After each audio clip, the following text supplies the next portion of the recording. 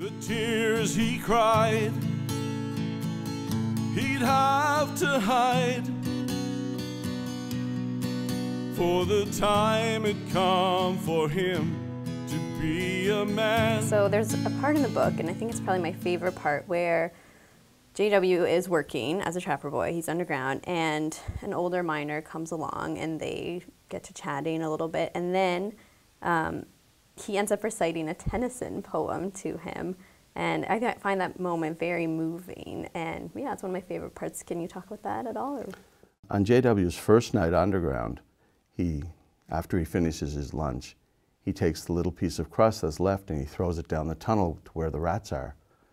And unfortunately, he drops some crumbs at his feet, and one young rat runs over and runs up his pant leg. And he reaches in his pants and he gets the rat by the tail and he flings it against the wall, injuring its leg.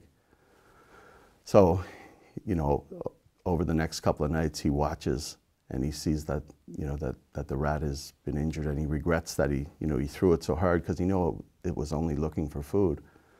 So he's, you know, he watches it and he sees that it can no longer fend for itself, and he knows that there's no room for weakness in the mine, for men or animals.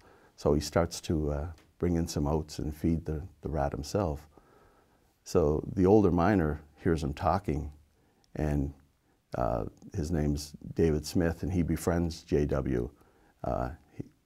David Smith's known as Smitty, and he's from Barbados. So he asks him, "Who are you speaking with?" And although he's a little bit embarrassed, he says, "Well, I'm talking to the rat," and he tells him what happened. And he said, "I've named him Tennyson after my favorite poet, Alfred Lord Tennyson." And you know, to his surprise, Smitty starts to recite a couple of pieces from two Tennyson poems, ending with the line, "Thy fate and mine are sealed," which was exactly what JW was thinking at the time about him and the rat, that their fates were sealed. The rat's because he was born in the coal mine, and JW because he was born into a coal mining family. So your book is illustrated, yes. And it was your brother who illustrated it? Yes, my brother did the illustrations for me. He took the text and he read throughout, and then he tried to come up with what would be an appropriate picture to suit, you know, each chapter where they could fit. And he tried to keep them together so they'd sort of work together as a bigger picture, as a mural almost at the end. So okay. that worked out well. Okay, and the cover is brilliant. Like, it's great for the book, and it's a painting. Now, where did that come from? That was contracted by CBU Press and they got Patsy Macaulay McKinnon. She's a wonderful artist, a local artist, and you know, she's very well known.